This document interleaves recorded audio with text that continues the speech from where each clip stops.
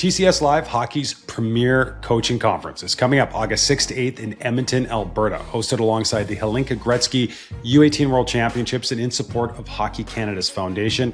TCS Live brings together the best coaches and thought leaders in the game, period. If you love coaching, you're going to love attending TCS Live. Best news, listeners of the Glass and Out can receive a 10% discount on their ticket by using the code Glass and Out at checkout. Just go to the coachesitelive.com to see our full lineup of presenters, the agenda, and use the code Glass and Out to save 10% on your ticket at checkout. Last year, over 500 coaches representing 14 countries attended TCS Live, so you will be in great company. Again, go to the coachesitelive.com for more details. And now, on to the show.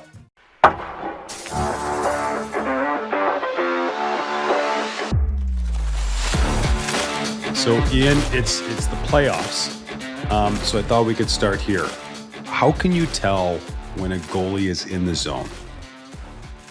I would say, the first thing that I would look for is just the calmness with which they're presenting themselves in the game. I think the calmness, the command of their game, you can very quickly ascertain when a goalie is a little bit jittery, a little bit on edge just through some of their body language and mannerisms. So I think that that's a great, we always, of course, want our goalies to be calm and in command, but I think right out of the gate, you're seeing that you're feeling pretty good. We talk a lot about the 3 C's come from the crease. The calmness, confidence, and command of the game comes from the crease. Not just for the goalie, but for the whole team. For sure. And I would imagine that, the calmness, the confidence, that is years in the making. And on one hand, we want a goaltender that's calm and poised. On the other hand, these goalies are called upon to make some really athletic saves in the moment and to read and react. And from a coaching perspective, how do you prepare goalies or maybe balance the two sides of that equation? Well, that's a perfect term, is balance, and that's what you're looking for. So, we want goalies that are, quick to position, but we don't want them overworking. We want goalies that are, as we've talked about, calm and composed, but we don't want them casual. So, the balance is a really good word that you've used there, because you're really always trying to find that equilibrium in your goaltenders. And you say, it's years in the making. It is. A lot of that trust, a lot of that confidence, a lot of that swagger comes from a belief in the work that has been put in prior to that moment. So that doesn't just manifest itself in the moment. That has manifested itself over the course of an incredible commitment to the craft. When it comes to the playoffs, obviously over the course of a season, the amount of inputs a goalie is going to receive, perhaps it's in training camp and their off-season training, in season. I think we can all appreciate that in the National Hockey League, practice time is, it's at a premium now. But once we get into the playoffs, how much information or feedback are you giving a goaltender, or is it a scenario where it's at this stage, it's like, hey, we've set the table, it's time for them to go and do their thing? Right. It's a little bit like, I want to use the word short-term competition, obviously. Yeah. Obviously, for a goaltender that's going to take their team all the way to the Stanley Cup, it's more than just a short-term competition. But certainly you want. Years ago, I was involved with Hockey Canada. We did the World Juniors numerous times, and you're not getting very invasive and intrusive at in those situations. You're really there as a sounding board. You're there almost like a GPS. You're just wanting to make sure they're staying on track, straight and narrow. If they're starting to swerve off track for something, or you're seeing something that's a little bit out of character, bring them back to the center line. But it's really not a situation where you're looking for necessarily further technical or growth. You might be able to troubleshoot something small here and there, but really at this point, they should be in full flow, full rhythm. They've probably, hopefully for some teams that are on the bubble right up to the end, some of these goalies have been going hardcore all the way through, right up to and then straight into playoffs. Hopefully for some goalies, they've had some rest, recovery, they're fresh. heading into the playoffs. But again, you're not looking again to tinker too much at this point. You're going to do you're going to hopefully have them playing on they're playing every other night. They probably more focused on putting them in an environment to succeed more so than worrying about where their game is at from a structural perspective. Do they have the rest? Do they have the recovery? Do they need to skate that day, or should they be taking that time? They've got so many game minutes mounting. As you say, the volume of practice minutes or non-game minutes is really, really small. So I think it's more creating an environment for them to succeed is really your role at that point, as opposed to worrying about tinkering in their game. It's interesting. So recently on the show, we had Dr. Justin Anderson, and he's a sports psychologist based out of Minneapolis, works with a variety of teams and athletes, but he was a college quarterback, and that's sort of his niche, is working with NFL quarterbacks. And he touched on, he said, like everybody assumes that these guys are like, don't get caught up in the moment and don't get nervous. He goes, entirely the opposite. Like they're dealing with the nerves like everybody else. But he said what they've learned to do is focus on specific things to maybe distract themselves from, maybe some of the anxiety in the moment. When goalies are preparing for big moments, where do you try and direct their focus or attention? Well, a couple things there. First of all, let's talk about preparation. As you use the word prepare. That's the whole basis of a preparational routine, is to bring that athlete to a familiar place that is a trigger for high performance. And so, that whole collection of activities, whether it's, it probably starts, for at the top level, multiple days ahead, whether that's the final practice and just having a really good, strong practice, whether that's rest, recovery, nutrition, getting into game day. What are you doing on the game day? Is there certain, if you are skating in the morning, are you doing a couple of drills that are familiar to you that just get you, tracking the puck well, feeling good, and as you go through the day, into your again, more food, more hydration, more rest, recovery, heading to the rink, the sequence of events, you're really putting yourself into that familiar state that you as an athlete associate, a common place that you associate with you playing, at a peak level. So that's the preparational side of it. And so, I think that's super important. I think as well for my philosophy is you want to pressurize your goalie. And it sounds a little contrarian. A lot of people are like, oh, there's so much pressure, so keep it away. I'm a little bit different. I'm kind of more like, I'm going to put the pressure on you because I want you to acclimate to pressure. And so it's a little bit of a different approach.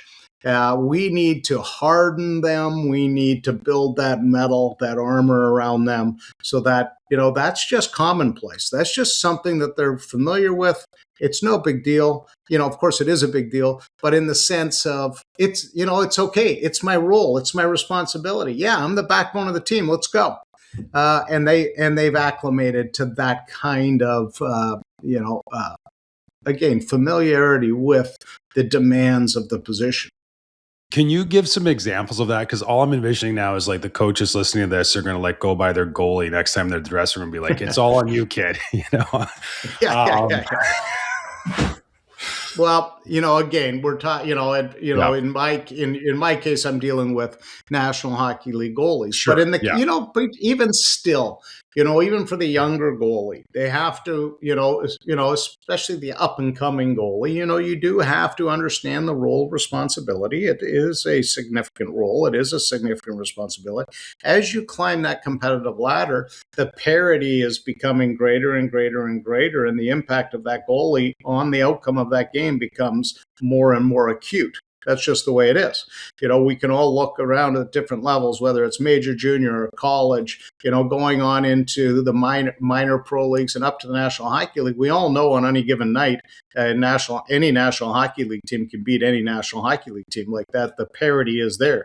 And so, I think that, as you what I'm referring to is a progression as well. So yeah, we're talking about an 8-year-old goalie that's very young and just starting to Yeah. learn. We're not going to be mounting pressure on that poor soul. But I do think that over the course of time, and as the goalie goes through their journey and they climb the competitive ranks, there is a need to recognize the role, recognize the responsibility, own that responsibility, and learn to really wrap your arms around it. So we can talk higher level like we are. We can back off and we can talk younger level too. That's no problem. But as far as talking about playoffs right now and that, we're kind of in the mindset of that higher echelon, and so that's what we're talking about here. Well, I think the one thing that I think is really important, I think, and I'm not sure if you've observed this, but I know as a coach coming up, there was this sort of stigma that said, like, you do not talk to your goalie. Like you leave them alone. If you're fortunate to have a goalie coach, like that's their position. But there was almost like, if a coach was to talk to a goalie, you might jinx something, or you might get them off course. Any recommendations or advice on just how much input, say, it could be a head coach, could be a non-goalie coach, just has with the goaltender, and how much dialogue there is perhaps before a game? Yeah, I think it's important for the head coach to have a relationship with the goalie. I think it's very important. Yeah. In fact, I've had that a lot. With I've coached some excellent coaches over the course of my career, and sometimes, as you say, they're kind of like, okay, I'm not touching that. Yeah. Clarky, you got that. You deal with that. I don't know anything about that. I don't want to mess anything up. But I think it is important for the head coach. The head coach is the one that, has the finger on the trigger, whether that's who's starting, whether they're going to get For pulled out sure. of a game, all those things. And, I think it's important for the goalie to know that, the head coach is kind of on their side. And so I think it is important. And obviously they're on their side, but I think it's important for them to have a relationship. It doesn't have to be extensive. Often I'll go to our head coach, and the last time I was daily, boots on the ground doing the daily grind of NHL goalie coaching on a daily basis. I was working with Rick Tocchet, and I'd go to Talk, and I say, "Hey, Talk, you should really swing by, just check in. It's just a check in is all it is." But I think that's super valuable for that. Obviously, at a minor hockey level, they likely don't have a goalie coach on the ice every day, and so obviously it becomes it's a bit of a different environment. But I definitely think that the head coach and the goalie have a very special. That head coach is unlikely, especially at the highest levels, to be successful without elite goaltending or very strong goaltending. So I think it's important for that relationship. They kind of lean on one another without even talking about it. It's kind of, the coach needs that high-end goaltending back there. The goalie kind of needs that coach to have some structure out in front of them and something that they can rely on and read. Like, I can't get a read if I can't rely on this defense, the 5-man unit in front of me from a structure standpoint. So I think it's very important that relationship exists. And it's a very special relationship. It doesn't have to be, extensive every day. You're chit-chatting and whooping it up. But I do think that there needs to be a mutual respect, a mutual trust, a mutual belief. Well, it's funny. Like last week was the NFL draft, and so when a player gets selected, but specifically a quarterback, and I would say that if I'm a coach in the same way that if I'm a football coach, the importance that the quarterback has on my career, you would argue that the goaltender in hockey has equal influence. Yet, head coaches in the NFL get hired specifically based on their ability to develop quarterbacks. And for some reason, maybe things haven't connected quite the same way in our sport. But they talk a lot about scheme. When it comes to goaltenders, if we had a blank canvas and we were just, building a team from scratch, or perhaps structurally how we're going to play from scratch, how valuable is it to consider the strengths and or weaknesses of the goaltender in terms of how the team is playing in front of them? Mm-hmm. Well, I want to I'll come back to that specific question. I do want to say Yeah. this. for all of the key positions in sports, and we all know what they are. It's the quarterback in Pitching. football. It's probably Yeah. pitching in baseball. Yeah. It's maybe the point guard in basketball. The bottom line is the big difference between goaltending and these others, they hold the rock. The goalie doesn't. And so that is a fundamental difference. And that's Yeah. probably why, coming to your use of the word scheme, so those head coaches that are, maybe experts in quarterbacking, they control the scheme. And so, whereas in goaltending, it's kind of the inverse. We're reacting to whatever is put at our doorstep, whereas that football quarterback gets to control the execution of the play, which is why those coaches are so tightly intertwined with that position as opposed to hockey. And so the goalie is, it puts a lot more pressure on the goalie, I would say. This is debatable, of course. What's the most pressurized position in team sports? Well, the fact that the goalie, doesn't get to control the execution of the play, doesn't get to control the rock, if you will, they just have to react and react and respond to whatever is happening out in front of them, creates a vastly different circumstance, as you can well imagine. And so I just wanted to say that part. That's fascinating. But it's, and I think we're part of this. So just in preparation for this conversation, I'm like really zeroed in on goalies. So like even just like last night, there was 2 games in the playoffs. There's Pittsburgh, Philly, Vegas, and Utah. And I'm watching the goaltenders. And what stands out to me, it's that, you can see there's a difference in how they approach the game. And it would appear that there's maybe, again, and I'm looking at this through my lens, but it would appear that there's maybe some tendencies or stylistically some things that they're maybe focusing on, and it's different. And I would say that when you get that view of maybe how they're playing from behind the net, how the chess pieces are moving in front of them, particularly if the goaltender knows what to expect, that would create a competitive advantage versus just saying, hey, just don't worry about what's happening in front of you. Just go in there and stop the puck. Right. Yeah, for sure. I mean, again, as I mentioned earlier, team structure, team tendency, penalty kill structure, all can be factored into, especially if it's consistent, into a goaltender's read. And so, of course, that's happening. On the flip side, to your point earlier about strengths and weaknesses and how the team plays, also, of course, how the opposing team plays. Pick using your example in Pittsburgh, Artur Silovs is a much different goalie than Stuart Skinner is. Totally. And that's great example. Right.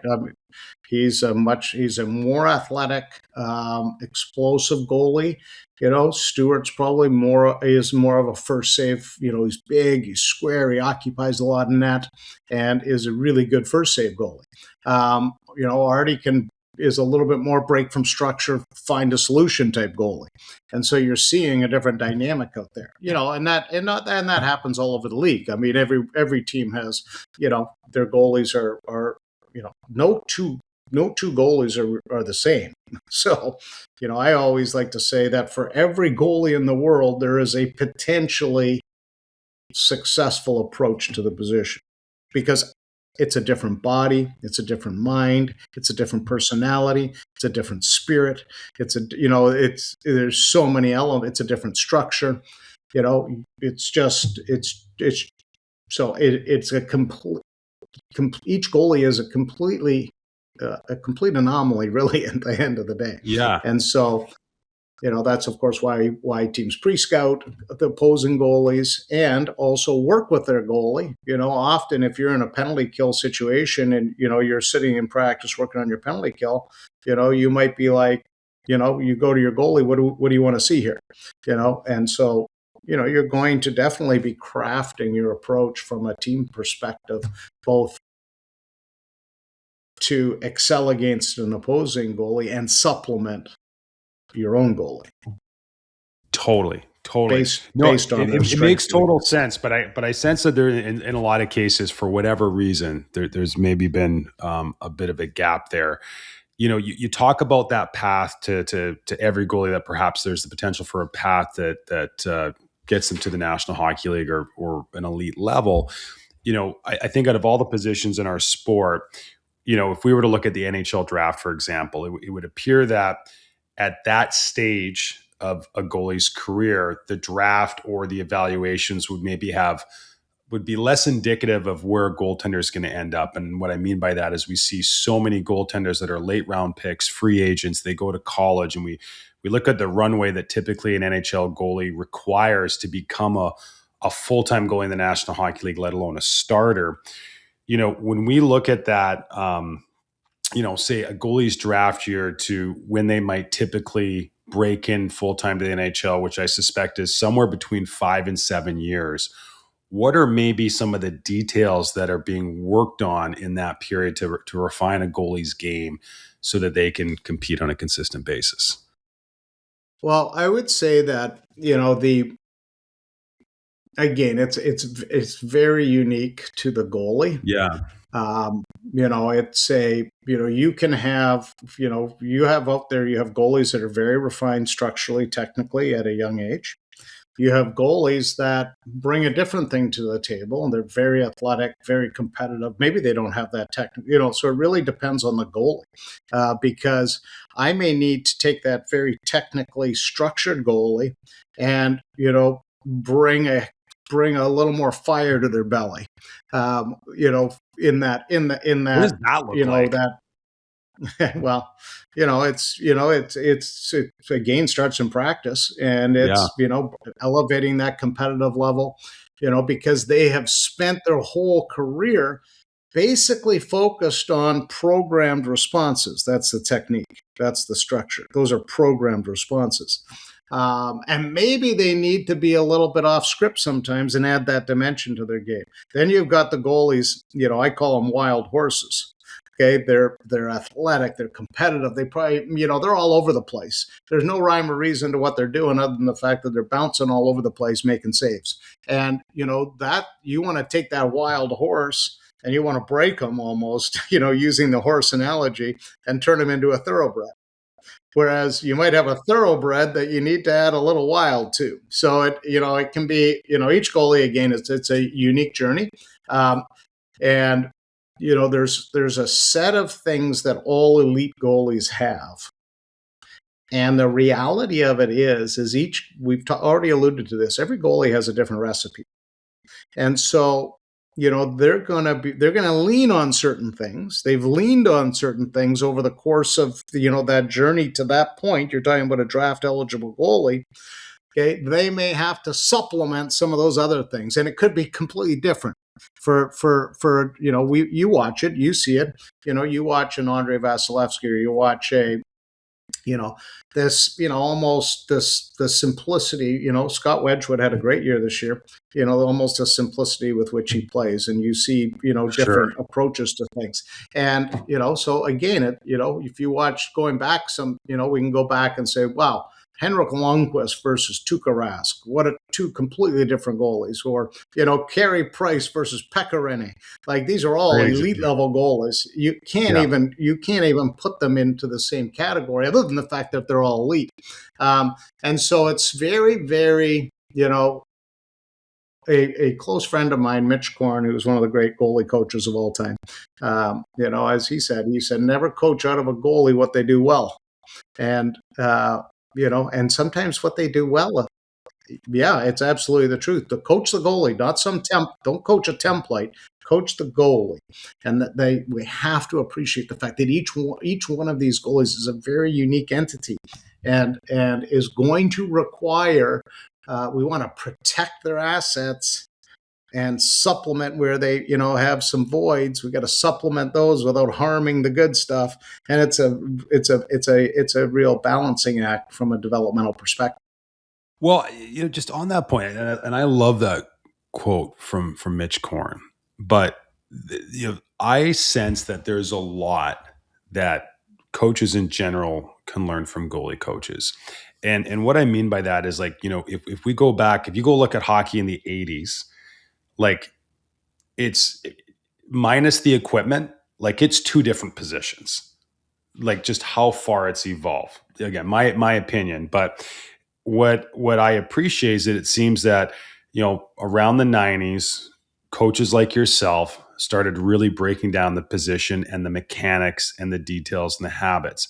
Well, for a lot of the other players on the ice, it was still about the big picture, the systems, etc. And now we're starting to see, when you look at players today and how they're being developed, more coaches are getting deeper into the habits and details. In fact, now we see so many NHL players now have their own private coaches that are watching all their games and breaking down the nuances of their particular play. And to Mitch's point, they're focusing, they're keeping the strengths, but they're maybe working on the weaknesses. But just in terms of how goaltending coaches approach those finer details, and specifically, I think, how they build trust with their athletes so that they can, let's face it, you're tinkering with Ferraris at your level. What can we learn from just that relationship and the approach to bringing out the best in athletes from goalie coaches? Yeah, I think it's there's a lot of technical elements to the position, and so and especially in today's modern game, it's, as you say, quite different than what it was, and now all of a sudden, so we went through that whole sort of revolution around the butterfly. Then we kind of going through this whole revolution around the reverse or RVH position, which is in some ways even more significant, believe it or not, than the butterfly, because it has allowed goaltenders to essentially create a cohesive approach to the position that it allows the goalie to basically connect seamlessly. Everything they do away from their post, everything they do on their post. It's a whole different world that the goalie is available to a goalie, from a pace, from an efficiency, from an economy standpoint, connecting successive moments, all these different things. It's created a whole new world for goalies. And there's a lot of micro skills in there. And one of the reasons there's a lot of micro skills in there is because the goalie is operating in such a confined space, and yet it has such a complex, it's a challenging role. I won't use the word complex. In fact, sometimes we're looking to simplify things, not make things more complex. But, it is a challenging role because, you have these big framed athletes operating in a very confined space. I often will tell goalies, you need to be great. You need to be good in the big areas. In other words, covering big distance, we've got to be good in the small areas too. And those little micro skills that allow a goalie to, in very tight quarters. So I think you're right. I think the general coaching community has, there's, as you say, all those individual skill coaches out there that are, in some ways kind of mirror what the goalie coach has been doing for a long time. And that is being very, very position and very skill and very technically specific with their athletes. As you say, in the old days, it was kind of just group coaching for players and skaters. Totally, yeah. Right, as opposed to, and I often will tell people, like, goaltending is almost like an individual sport embedded in a team sport, and because there's so many different needs, whether it's physiologically, the pressure of the position, the responsibility, so the whole mental side of it, the physiological side of it, the structural side of it. Like, you're kind of in a different world and in a different realm than the rest of the group. And now you're seeing that adoption, because I think a lot of players too have said, hold on here, there's a competitive advantage there if I can really refine these skills. I think it's important, though, that, again, the difference again is the goalie really is a little bit like an individual athlete embedded in a team sport, whereas, those players still have to work within the team construct. So you can't just go individual skills and not have that team concept as well. No question. And I think, as an example, like, I've recommended to a lot of young coaches, I'm like, if you can ever get an opportunity to go, just go volunteer at a goalie school and listen to how the goalie coaches break down the position, the skills, and then take that and say, okay, like, if I'm working with defensemen, what does that look like? Because, I know from my experience, if you talk to like a 12-year-old goalie and say, how do you hold your stick? They're like, oh, I do it this, and this is why I do it. They're like, well, how do you come out of your crease? Like their recall, they know the why behind why they do everything. You talk to a 12-year-old forward and say like, well, what do you do on a breakaway to make a pass? So I don't know. I just go on the breakaway. I just make the pass. Yeah. And so I think that there's some transferable knowledge in terms of how the position is taught that would really benefit, I think, coaches as a whole. But I certainly think that's the trend of where the game is going. And my sense is that it might be rooted in a couple of coaches knocking on the goalie coach's door at your level and saying, hey, can we just, maybe glean what's going on in here? You talk about young goalies. So I've got a little guy. We were just recently at a tournament, and and so we're talking like U9, and I'm watching these goalies. Like the players look like little hockey players. The goalies look like they've got 10 years in the National Hockey League. Like they are so dialed in terms of their technique and their posture, etc. And you look at that and it's really impressive. But at the same token, we work really closely with like the Swedish and Finnish federations, where their mindset would be like, we don't really want goalies becoming full-time goalies until later in their hockey journey. I sense that this is not one of those situations where you can just put a pin on a date or an age and say this is when kids should become full-time goalies. But do you have some general recommendations of the best way for young players to grow into the position? So I think this is an important question, and I think we see the results. I've spent a lot of time in basically all the major hockey countries in my career. I've had the privilege of that, and I say a privilege because it really has given me, we talk about balance development for goalies. It's given me some balance in how I coach. I've spent a lot of time in Russia. I've spent a lot of time in Sweden, Finland, different, some of these countries, and seen how things are done, and seen also the results of that. And so, I think that when you look at the really institutionalized countries from a goaltender development perspective, very institutionalized, and I'll use another word, commercialized,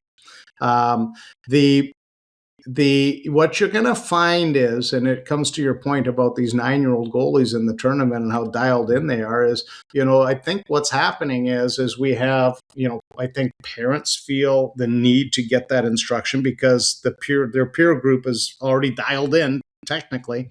And so there's a lot of that happening. And I think as well, there's a little bit too much of a lean in, to be honest with you, at a young age on technique. Because what's happening is we're, again, over-programming goalies at a very young age. And, are they getting exposed to that more balanced set of skills that ultimately is going to allow them to climb the competitive ranks? Because technique alone is not going to do it. Never will, never has. That's the bottom line. Not going to happen. So, there's an exploration of what are those elements that need to have, and we need to see, the goalie exposed to some of these other elements as well. And if all they're exposed to is technical elements, okay, we're going to end up with a goalie that maybe isn't, properly rounded. And so you see all the, you look at the National Hockey League, anybody can go look, and you're going to see an enormous volume of European goalies in the National Hockey League. Like we can walk through the 16 teams. If you walk through the 16 teams that started the playoffs, I don't know what the actual breakdown would be, but, it would be, an awful lot of European goalies, a handful of U.S. goalies, and a couple of Canadian goalies, probably. And it's interesting, if you look at the Western Hockey League, you're going to find that as you look at the draft list that's been put out by NHL Central Scouting, you're going to see it populated with an awful lot of European goalies, even in North America here. And so, and why is that? And it comes to your point about these young goalies. Like at the end of the day, it's okay just to go out and stop some pucks. and not be critiqued on how you stop that puck. Like, just go stop some pucks. Let's go have some fun. Let's go stop some pucks. And so there is some value in that, because that's where goalies' instincts occur. Their natural reactivity starts to form to actually respond to these incoming pucks, rather than committing to a position that has no relevance to the incoming trajectory of the puck. Like, that's the last thing we want to do. And, so you end up with a lot of these young goalies that are premeditating a response before the puck has even been released. Okay. And they're going to have to back that development right out of them, because it's not going to serve them well long term. And so, I'm a big advocate of, and I know you may have heard of this, is the 7 ingredients of an elite level goalie, and what those are. I was going to ask you about that. That model needs to be implemented, believe it or not, at a very young age, so that we are not over programming goalies, especially over here in North America, over programming goalies so that they don't have any other answers but a program. But my point was going to be, the game is too dynamic. It's too unpredictable and too dynamic. Coming back to that point about quarterbacks, pitchers, point guards that have the rock, the goalie doesn't have the rock. So there's so much dynamic, unpredictable activity out in front of them. Okay, if all they have is a program, the programs rely on predictable events, and yet hockey is unpredictable for the goalie. Can you go through the 7 ingredients? Yeah. So I'm going to preface this exercise by starting off by saying I'm going to do them alphabetically. And the reason I'm telling you that is because not one of them is more important than the other. And so the best non-discriminatory way I can present these, if you will, or non-biased way, is just to do it alphabetically. Okay. So, and at the end we can say, wow, that goalie's recipe really leans on technique, but that goalie's recipe really leans on athleticism, and that goalie's recipe leans on something different. But you got to have all 7 in some amount. So if I use the word recipe, because as you know, if you look at at a recipe book, you're going to have a cup of this, a tablespoon of that, a pinch of this. You're going to stir those ingredients together. Then you're going to add it to 2 cups of that and 3 teaspoons of that. And so when I use that as an analogy, because the goalie's going to lean on a couple of these things a little bit. They're going to be a little more significant in their game, maybe, than that goalie down the street, who is going to lean on a couple of other ones, but they need all 7 in some amount. So our first one is athleticism. And when I say athleticism, I don't want this to be confused with getting into the gym necessarily. What we're talking about is the ability to make athletic saves. Okay.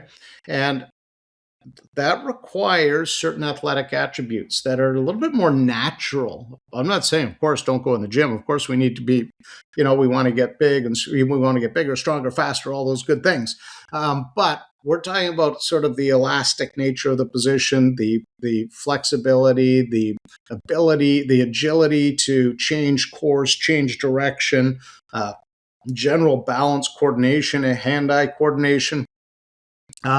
Like, there's some natural, we have to be able to make athletic saves, because when that 2-on-1 happens and that player passes the puck east-west on that 2-on-1 and it hits the defenseman's skate and comes right back to the original puck carrier, Can that goalie find, you're just not going to be able to go with a programmed answer there. I'm sorry.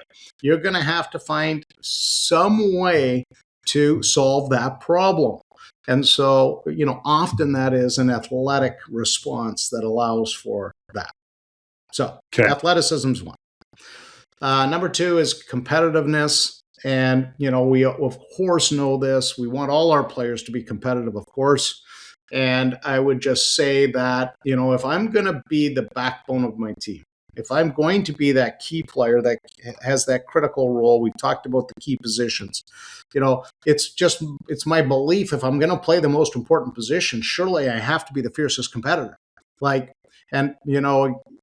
all the great goalies, whether you're talking about the Sergei Bobrovsky or the Vasilevskys or the Dominik Haseks, of course, and, one of the great goalies of all time, whether it was Patrick Waugh, whether it was any of these goalies, Connor Hellebuck in recent, these are ultra competitive people. So that is, again, a non-negotiable if you're going to be an elite level goalie, because again, you're going to be faced with challenging situations that the only possible solution is just that undeniable will to find a solution to the problem. You might even be super athletic, but you're not competitive. And I would argue when we look at statistically, that competitiveness can probably show up in a few decimal points of a save percentage over the course of a year, which could mean a playoff spot or raising a trophy at the end of the season. You're also going to it's also going to show up in that goalie's legacy, in the sense of and I'll use Andrei Vasilevsky as an obvious example, or Connor Hellebuck. These guys are always at the forefront in the National Hockey League. Yeah. And year after year after year.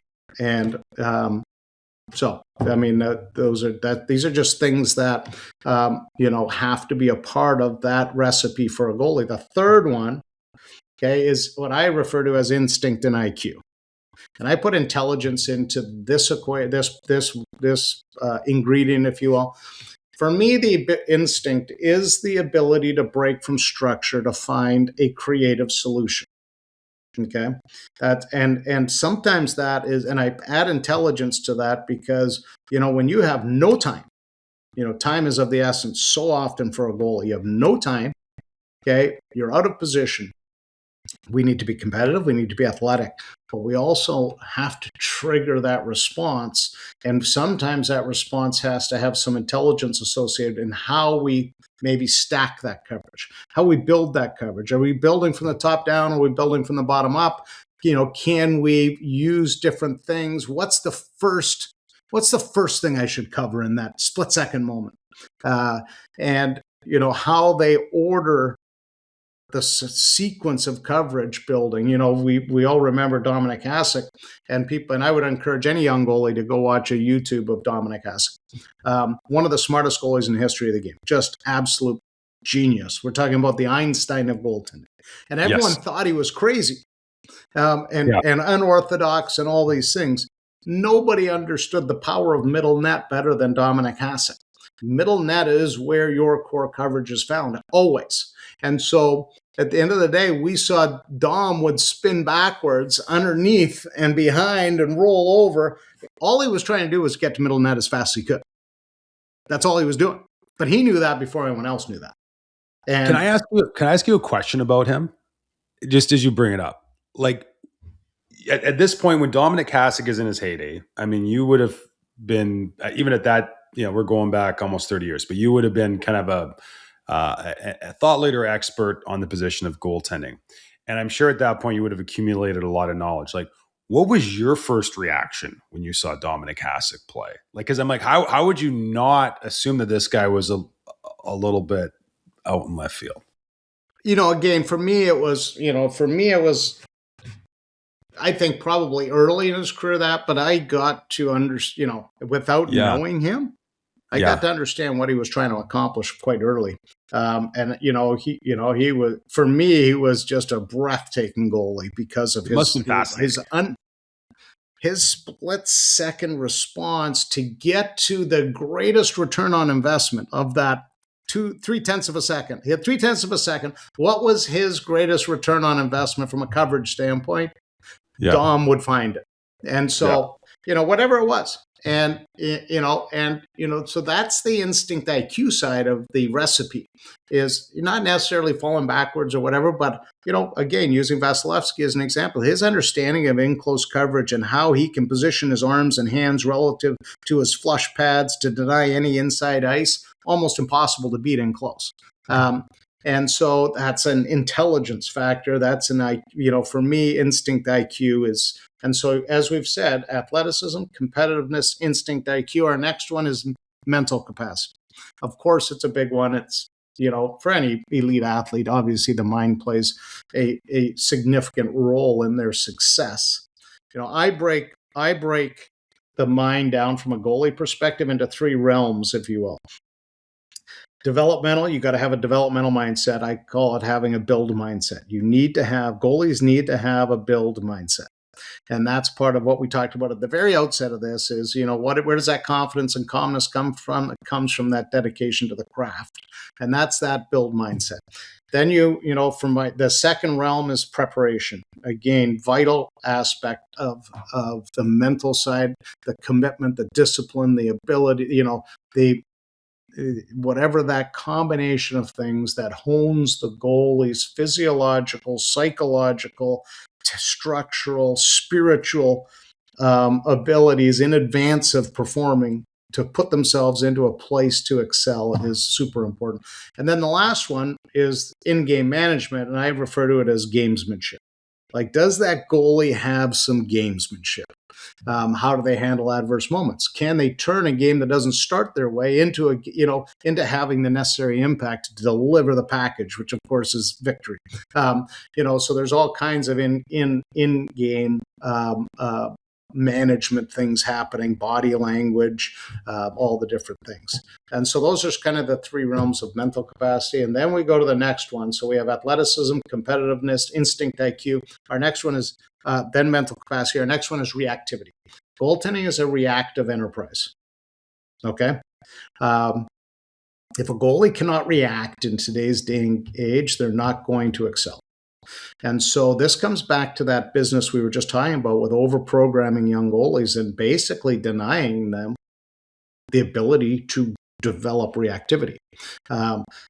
Think about this. We have had multiple generations of offensive players that have honed their craft against butterfly goalies. Goalies are going down and in. Shooters are going up and out. If you can't protect your exterior, you're going to fail as a goalie. That simple. So, can I ask a question there? Just purely out of curiosity, would there be any activities outside of playing hockey or stopping pucks, ideally probably a non-team sport, any activities that we would say that a young developing goaltender, if you could pick this up as a hobby, this would benefit you? Well, I think probably. Again, I think that's partly why sort of, a lot of goalies are multi-sport kind of, at a young age are multi-sport athletes. You could logically think, wow, maybe I should go play some racquetball, or wow, maybe I should go play some squash or some tennis or some, those kinds of things. You've got objects coming at you. You're having to react quickly. You're having to change direction very fast. In some of those situations, especially those enclosed, racquetball, squash type things, is a lot of change in direction happening there. And so, you could logically say that. The other thing you're going to get is all that visual tracking of the object, which is our final ingredient, which we haven't got there yet, but it is going to be the visual talent of the goalie. There's that kind of stuff. I think anything that involves agility, change in direction, contortability of the body. Like, again, the goalie is often in these stationary positions. They've come to a stationary spot, and all of a sudden something happens. Can they contort the body in some way to find that split-second solution? I think you can multi-sport is a useful term because it kind of builds out a lot of those different athletic attributes, if you will. But I think you can get a little bit more specific if you think it through a little bit. Like, it doesn't, it probably makes all the sense in the world that, playing squash or, racquetball, the ball kind of comes to you a little bit more. Squash, you got to work for it, and you got to, really change direction quick and what have you. So, I think there are some things, and I think it's good too, because you know what? If all you do is play goal, you can end up getting consumed with pressure and anxiety because everything is about that. And so I think just going out and having a broad spectrum on, the athletics, I think can help a goalie with their overall growth and evolution as well. It's good advice. Well, it's interesting. Bill Ranford's been on the show, and similar question, and he mentioned like he was a back catcher in baseball, and so you're like, oh, it's because you catch the ball. I said, well, no, he's like, because I had to know where everybody was on the field. Like that was sort of his correlation of how that benefited him, was just the knowledge of scanning and taking in information. Yeah, Right. And so that brought us to reactivity. The next one is technique. Of course, technique is important. Technique I like to characterize sort of as, the bones of your game. It's kind of like your house foundation, the studs in the walls, the roof joists, the ceiling joists. It's kind of just the bones of your game. yeah. But that's all it is. Like at the end of the day, it streamlines what you're doing. It brings some common sense to what you're doing. It provides some support that gets you into position to give you a fighting chance to go make a save. But at some point, you got to be a goalie and you got to go make a save, and not, there isn't a perfect technical answer for that stuff. And so, I think that's really important. Is to put technique into its proper spot. It's important. It's critical. It's a critical ingredient to your recipe. Okay. But if I have 7 things and I divide 100 by 7, I'm going to end up with what? I'm going to end up with about 14.5%. So I'll give technique 14%. 14.5%. We can round it up to 15 if you want. Okay, that means you got 85% that you've got to go develop as a young goalie, and so that's where we've got to make sure we're providing that well-rounded goalie, and really supporting that well-rounded approach. And then the last one, of course, is visual. Your eyes are your most important anatomical asset. End of story. That's just the way it goes. Followed by your feet and then your hands. Super important that you excel in these 3 anatomical spots: eyes, feet, hands. But if you go through them again, you have athleticism, competitiveness, instinct, IQ, mental capacity, reactivity, technique, visual talent. There's your set.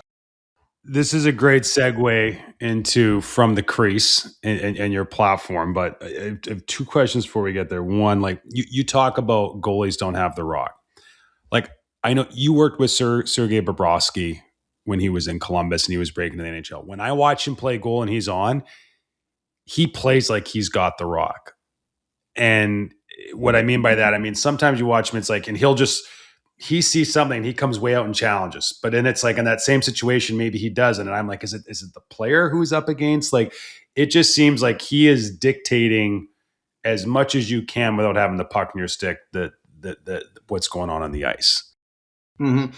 Well, I would just say, like in that case, and this is something that a goalie does want to do that is technically related, and that is, when Bob was a backup in Philadelphia. We acquired Bob in Columbus as a young goalie. Totally forgot about that. And he was the backup to Brizgalov, and so Sergei came to us, and he was one of the wild horses that I was referring to earlier. I gather that. Incredible compete, incredible work ethic. But sometimes I'd be like, Bob, what are you doing over in the corner? The net's over here. Come back over here. Get over here. Because he's so powerful, so explosive, so athletic. I'd be like, Bob, get back over here. We got to be here. And so we had to bring some common sense to what he was doing without impairing those incredible assets.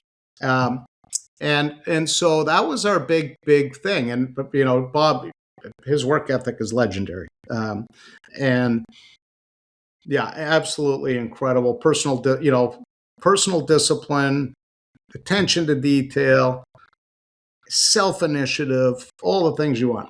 And, in less than 1 year, we acquired him at the draft, and I want to say 2011, 2012, we won Vezina Trophy after being the backup the year before. And because of the work this guy would put in and his focus and his attention to detail and all the different things. But he also had all those other assets. But coming to your point to the point I wanted to bring up relative to your point, goalies want an elite technical engine. I call it their engine. And I kind of characterize it this way. If you take the body, if you go from the hips down, that's your engine. Up above the hips, that's your supercomputer. Okay. And so you want to have, Bob developed his game so well from a physical and technical perspective that he graduated from a technical game to an entirely read-based game, which most of the elite level goalies do. So they trust that technical engine to be purring underneath them. It's just purring. They're not thinking about it. It's just happening naturally. That allows them to play the game with this. And I always call it with clear eyes and clear mind. And so when you see Bob making those reads, it's because he plays the game with such clarity. Why? Because he trusts what's happening in behind, which is that technical engine delivering his different positions, all those micro skills. He doesn't have to think about them.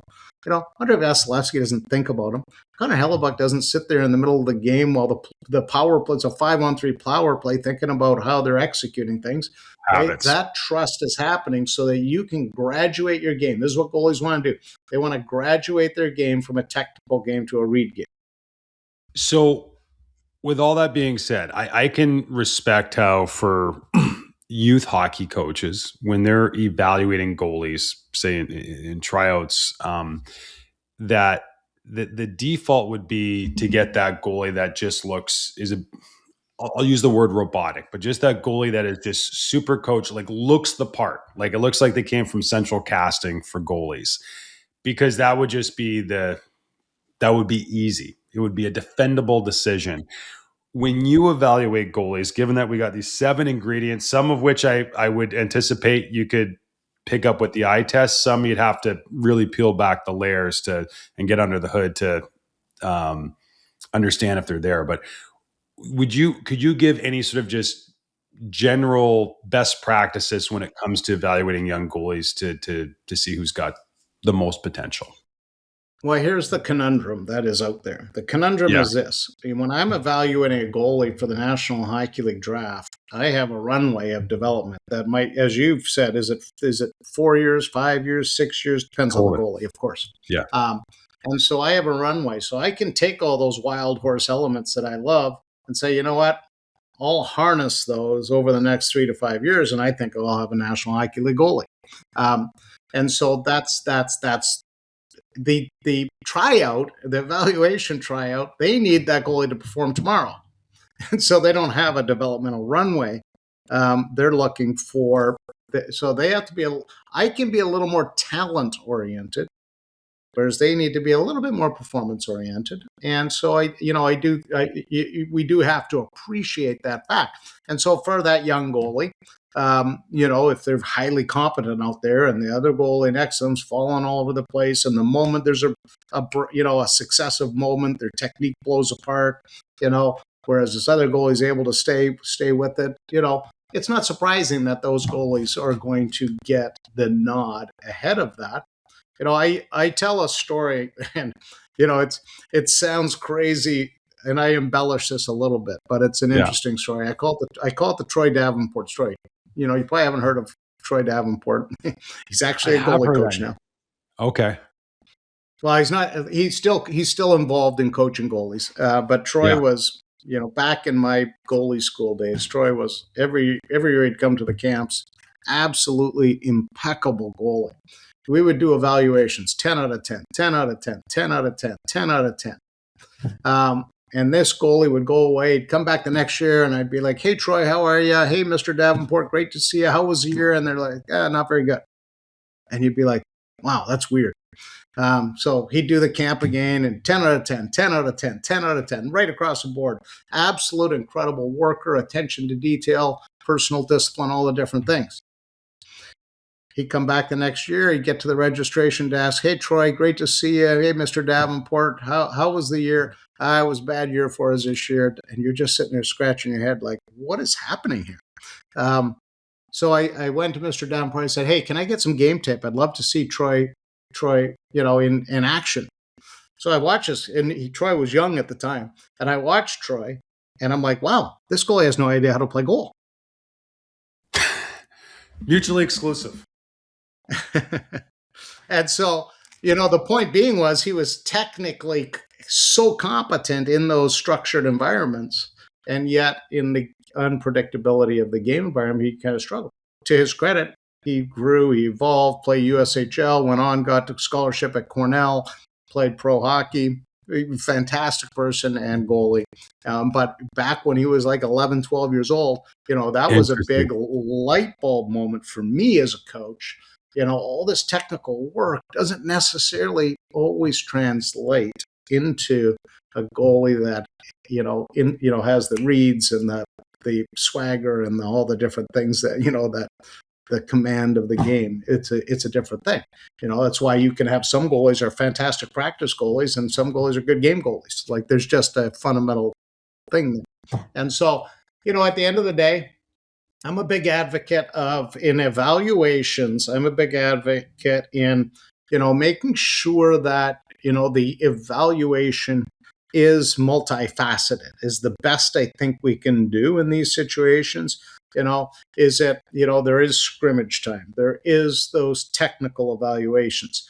I would hope that the goalie evaluators are assessing the broader team practice, where you're starting to see some 3-on-2s and some different things, maybe, instead of just, oh, yeah, they've got a fantastic butterfly slide. I saw it with my own 2 eyes down at one end of the rink. The goalie was really good. He must be good laterally. Like that actually doesn't translate to reality.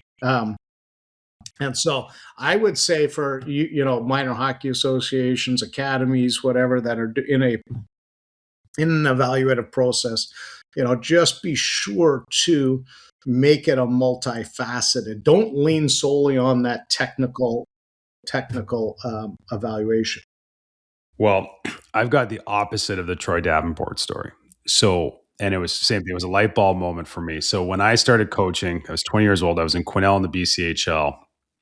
And somehow I caught wind that the Tri-City Americans were looking for a scout. So I reached out and put my hand up, and I was watching lots of hockey in Northern BC, and I get the gig. So I'm doing my thing. I'm putting my reports in the rink net, and Daryl May, who was our head scout, now a scout for the Blackhawks and a former goalie, he reaches out. He's like, "Hey, Aaron." He's like, "I just looked at your schedule, and there's the Williams Lake Bantam team is going to be coming through Quesnel this weekend, and there's a goalie there who I'm a really big fan of." And that's all he said. I'm a big fan of him. He's like, are you able to go watch him play? So I go watch him play, and there's this big kid in net, and he looks kind of robotic. So like my report is like, big kid, matured early, not very athletic, doesn't seem to read the play. He's kind of hit his ceiling. So I get a phone call, like I file this report. I get a phone call the next day from Dell. He's like, "Aaron," he's like, did you go to the right game? And I'm like, "Yeah, I definitely went to the right game." He's like, he goes, being honest with you, like, this is the best goalie prospect I've ever seen in my life. And you think he's hit his, just to be clear, you think he's hit his ceiling? I'm like, Daryl, I don't think this kid, like, I don't even know if he's going to be able to play in the Western Hockey League. So it was Carey Price. I knew it was going to be Carey. Yeah. So it was Carey Price. And I was like, oh man. So good learning experiences. The other side of that too, where like that technique and I think what I learned from that is like, poise, you got to balance, like, I guess, busyness and poise isn't necessarily a signal that a player is unathletic. It just might mean that they're playing chess while everybody else is playing checkers. But anyways, it's I can appreciate why the amount of experience that you have is so valuable in working with these athletes, because there's just so many variables at play that, you need to get your reps in as a player as you do as a coach. So with that in mind, from the Crease, what was the origin of this platform? Well, I mean, original From the Crease came out in 1998. So this is a multiple iteration. But of course, technology has changed. So it's gone from being in print to being in app format. And basically what it is the app is available for 2 different classes of subscribers, the goalie class and the coach class. And so they're designed differently. Goalies, there's a goalie perspective from a development perspective, and then there's a coach perspective from developing goalie perspective. And so we felt like a coach needed different tools than the goalie needed. At the same time, one of the things I've always been an advocate of is, and it doesn't matter what goalie this was. I don't care if it's a 10-year-old goalie. I don't care if it's Sergei Bobrovsky. At the end of the day, your goalies as a coach, you want them to be their own best goalie coaches. You want them to take ownership of their crease and their development because only they are there in every moment. And at the end of the day, especially for youth goalies, the youth goalie might be with a specialized goalie coach once every 2 weeks, but what about all the reps in between there? Like there's too many opportunities for growth when you're not with a specialized goalie coach. And so as a goalie coach, you want your goalies to have that mentality. And so, that's sort of the tagline is be your own best goalie coach. And the idea of the goalie version of From the Crease is that it's designed for self-guided growth. Okay. That's not to replace the coach. The coach has an incredibly valuable role.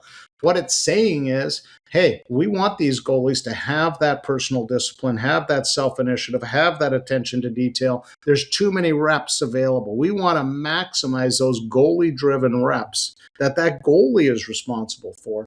And that's what this app does. It educates them. It provides them with what we call self-development activities. Whatever the skill is, whatever the lesson is, they have activities and drills that are self-guided, entirely self-guided. They don't need a coach. They don't need any props. They can go work on this element on their own. Here's some drills to go do that. Very detailed lesson content, but we also have, for lack of a better word, sort of a Cole's Notes version of every lesson is provided with key points. So for some young goalies that maybe don't want to grind through the detail, they have key points. They have incredible narrated videos, graphics to go through to understand the concepts. And so that's the goalie version. On the coach side of it, we offer a different set of tools. We have what we refer to as the key point display. It's actually designed to be used in a non-ice training environment. We have pro demos. So, sometimes you're working with a goalie and you want to, the goalie coach is trying to demonstrate what they want in their tracksuit and player skates and a regular hockey stick, So we have pro demos for the goalie coach where they can just they hit on their iPad, here, take a quick look at this. Short reel version, typically 6-7 seconds. Here's what this execution looks like. And so, boom, there it is. So they not only have the drill, but they have a perfect execution of that for the goalie to see. And then we also have a sequence of a progression of drills from the goalie self-development drills that handshake with the coaches, what we call PSM and intro activities, which handshake to the coaches, what we call bridge activities, because we try to bridge from introduction of, how do you get from introduction of concept to natural instinctive execution under the pressure and duress of gameplay? How do you get from one to the next? So I call it sort of the bridge development method. So we go from introduction to concept to very controlled environment repetitions to a little bit more dynamic. Ultimately, that goalie is going to have to take the baton because they're going to have to start executing that in the broader team environment, practice environment. And ultimately, we want to get to the place where we have game emergence, as I call it. And I'm watching this goalie. I'm like, there it is right there. There it is. It finally emerged. It's like this seed that is now blossoming and starting to pop above the soil. And you see it in the game, and eventually you see it more and more, and it becomes instinctive over time. That's what we refer to as the bridge method. So, it's the goalie version of it, which is incredibly affordable. I think it's the full price is like $6 US per month, is the monthly. So it's you get 48 lessons a year, 8 modules, 6 lessons, and again, to our point about the 7 ingredients, the way it's designed is every module has 6 lesson categories. It has foundational skills, tactical advantage, which is that IQ, intelligence, strategic stuff. Then you have leading edge skills. Then you have goaltender physiology, the mental game, and the last lesson in every module is called the journey. And that is kind of perspective-driven content. Just as an example, the first module of FTC, the journey, is written by Roberto Luongo, and he talks about the impact the goalie has the impact the goalie has on team psyche, which we've already touched on here. At the very beginning, we talked about the 3 C's come from the crease. The calmness, confidence, and command of the game comes from the crease. So there you have Roberto Luongo teaching young goalies, not just the impact goalie has on team psyche, but how to go about carrying yourself in that regard. And so we have incredible contributors that are providing. Mitch Korn's a contributor. Ben Vanderklok in Nashville is going to be contributing. Curtis McElhaney talks just to young goalies. Ongoing. They can just jump in and add their own insights. So the way this is, they've written lessons. Yeah. Curtis McElhaney talks to young goalies about setback and turning setback into your greatest growth opportunities, rather than knocking you to the canvas. Get back up and let's learn. Let's take that information. It's information. Let's take that information and see what we can do with it. And so he walks goalies through some of that stuff. The one thing about FTC is it's module based. So you get 8 modules per year and they come out on a 45-day cadence because it's a lot of information. So it's a timed cadence that your modules will get unlocked as you go because of the progression that it follows. Got it. I love the focus on giving young athletes agency for their own game. And again, I could certainly see the benefits for goalies, but I think that applies to all young athletes and young people in general. But I think the one thing that really jumps out at me, I think that, well, one, the value, because I don't know what goalie coaches charge down in Naples, Florida, but I know up here in Vancouver, where I'm from, the cost of the app is it's a fraction of what it would cost to jump on with a goalie coach for 1 hour. But there's a lot of aspiring goalies that live in places where they maybe don't get access to a goalie coach. And so that coach they have is that's their access to information. So would it be fair to say if I'm a minor hockey coach and I don't know, goaltending from anything, like, would it be fair to say that this app could give you the building blocks to provide some good information and at least help guide that young aspiring goaltender along? Of course, yeah. I mean, it's world-class instructional content, and you're going to hear from, obviously myself and my experience coaching some of the top goalies through to some of the other top goalie coaches through to some of the top goalies in history. And I think, and then the drills and all the activities that are associated with it. It's more than just a read. It's a bit of a visual extravaganza, if you will, from a learning standpoint. The other thing I would say too is, some people may ask why are there so many good Russian goalies, and the reality of it is, like, Russia doesn't have this heavily institutionalized approach to goalie instruction. The reason that there's so many great Russian goalies is because they have such great role models. And so the emulation effect is very powerful for goalies. We had this in Finland. We had let's start with Quebec. We had Patrick Roy, Martin Brodeur. Everybody in Quebec wanted to be a goalie. Okay, then it happened in Western Canada a bit. Then it happened in Finland with the Pekkarenes and the Mika Kiprasovs and all of this. Then it happened in Sweden. Look at all the Czech goalies now. They're just coming out of the woodwork, left, right, and center. I was going to say, yeah. But is it also like, it's not just that it's the best athletes want to be goalies. Right. Because it's so popular. Goalies, Totally. Young athletes in Russia want to be Sergei Bobrovsky or Andrei Vasilevsky or Ilya Sorokin or Igor Shesterkin. And so in addition to that is, okay, where's all the institutionalized coaching? It's not there. They're studying them. They're learning from them. And so this idea of self-guided growth is super powerful. And then what FTC does, and what I didn't mention, is we have a goalie subscription and a coach subscription. They can connect.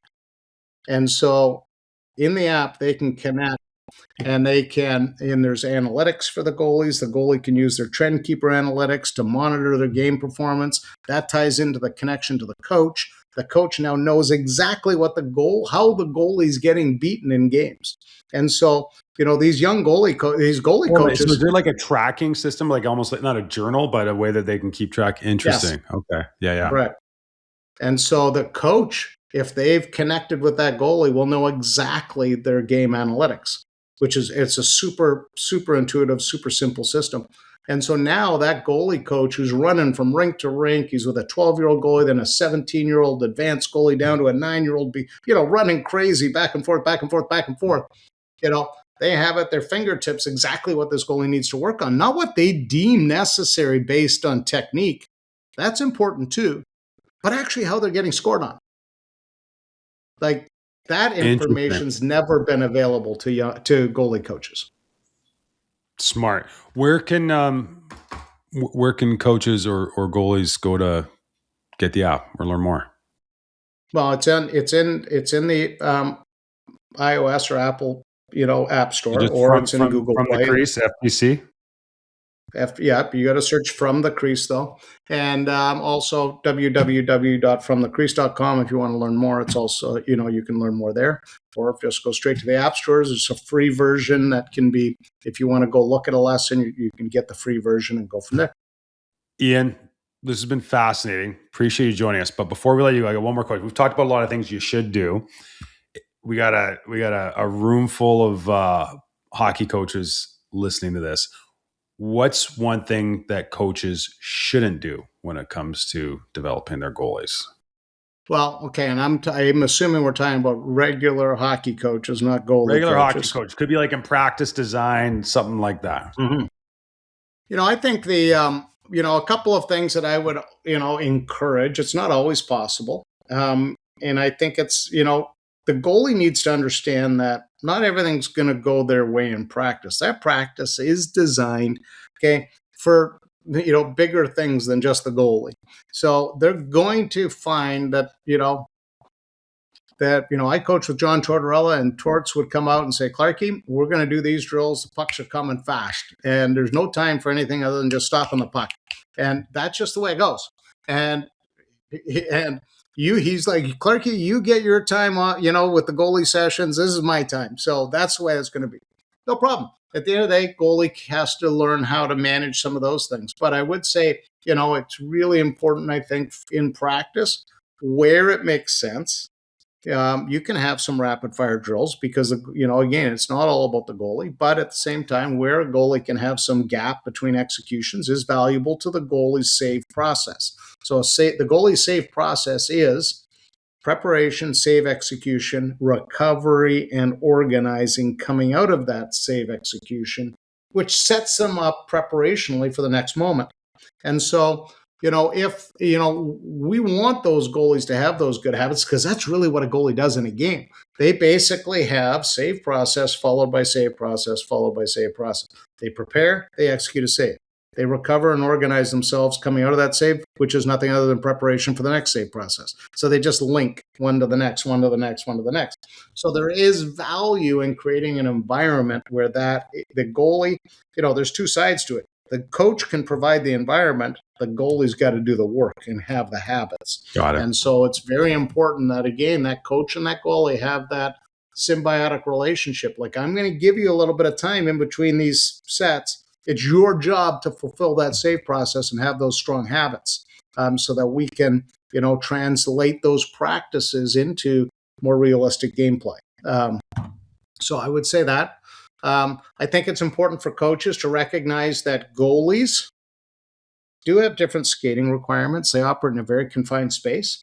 I'm not saying goalies shouldn't skate with the whole team, because of course goalies have to be elite skaters, but I would always partition the skating requirement of the practice is goalies participate with the group for, say, half that, send them to their creases and have them go do some focused work that is for their craft and more specific. I think that's important, just so that they're getting those repetitions.